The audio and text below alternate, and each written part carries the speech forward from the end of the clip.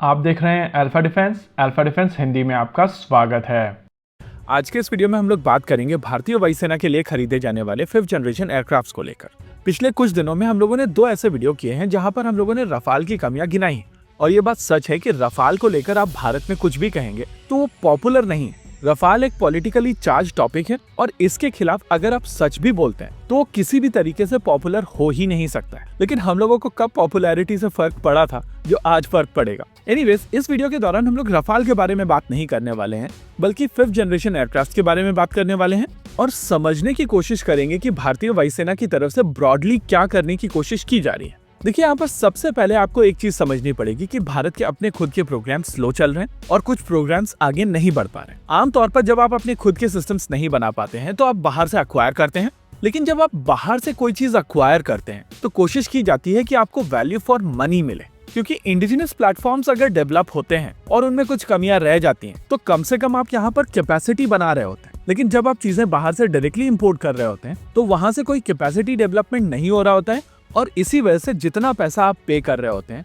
आपको उतने पैसे के बेस्ट सिस्टम्स चाहिए होते हैं। अब अगर आपने एक ऐसा सिस्टम अक्वायर किया है जिसके ऊपर 9 साल के बाद भी उसका मेन डिफेंसिव सिस्टम अवेलेबल नहीं है और आपका जस्टिफिकेशन ये है कि इसमें दासो एविएशन की गलती नहीं है बल्कि रफाल की गलती है, तो मुझे ये जस्टिफिकेशन समझ नहीं आता है। आपके एयरक्राफ्ट के पीछे जब बीवीआर मिसाइल सिस्टम आएगी तो क्या आप उसको बोलेंगे कि भैया लगना नहीं, क्योंकि गलती यहाँ पर रफाल की है, दासो की नहीं। दूसरी चीज, जब इस तरीके के क्वेश्चंस निकल कर आते हैं तो तुरंत हम लोग उनको इंडिजिनस सिस्टम्स के साथ में कंपेयर करना शुरू कर देते हैं, तभी तो हम लोग चीजें बाहर से खरीद रहे हैं। अब अगर बाहर से भी चीजें आपको साइंस प्रोजेक्ट जैसी मिलने वाली हैं जिसमें मेन बीवीआर अवेलेबल नहीं है, टोर डिकॉय अवेलेबल नहीं है, आपको आर्म ट्विस्ट करके महंगे सिस्टम्स खरीदने पड़ जाते हैं, तो वो चीज आप डिफेंड कीजिए, हम लोग उस चीज को डिफेंड नहीं करेंगे। अच्छा, यहाँ पर भारतीय वायुसेना की तरफ से जो कोशिश की जा रही है उसको समझ लीजिए। वायुसेना को 114 रफाल कैटेगरी के फाइटर जेट्स चाहिए और इसकी कीमत लगभग $40 बिलियन के आसपास आने वाली है। अब अगर आप इसको मिनिमम ऑर्डर क्वांटिटी और इकोनॉमिक ऑर्डर क्वांटिटी के फॉर्मूला में डालकर चीजों को देखेंगे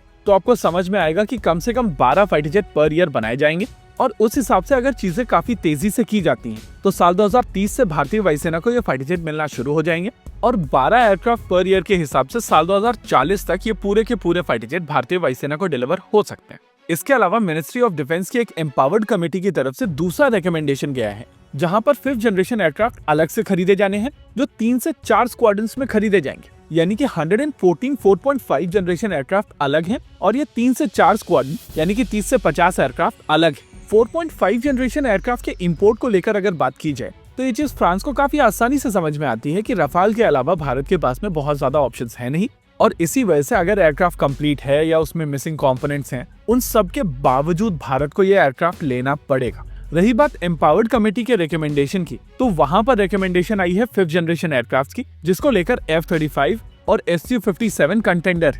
यूएस के साथ में इस समय एक ट्रेड वॉर चल रही है और ये चीज हम सभी जानते हैं कि आने वाले समय में भारत और यूएस चीजों को नेगोशिएट कर लेंगे। ऐसे में F-35 को आप यहाँ पर पूरी तरीके से इग्नोर नहीं कर सकते हैं। हालांकि वहीं दूसरी ओर भारत की तरफ से चाइना और रशिया के साथ में अपना रीअलाइनमेंट किया गया है, जिसके चलते Su-57 के भी चांसेस यहाँ पर कम नहीं है।